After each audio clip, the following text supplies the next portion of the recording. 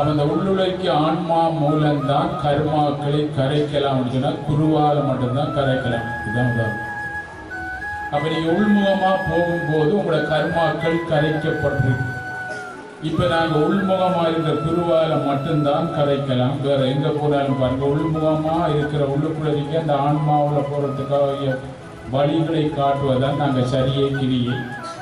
இந்த சரிய கிரியையில சரியா நாங்க செய்யும் போது அதுக்கப்புறம் யோகம் ஞானம்.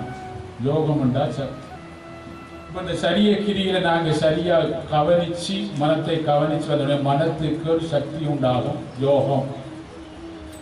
அப்ப அந்த மனத்துக்கு பாருங்க, வெளியில போய் டேஸ்ட எடுத்த மனம் இப்ப இந்த யோகம் வந்த உடனே அந்த டேஸ்ட்ல இருந்து விடுதலையாகி இந்த டேஸ்டுக்கு மாறிடுவார். இந்த டேஸ்டுக்கு மாறின உடனே பாருங்க ஒரு குரு நிச்சயம் வருவார்.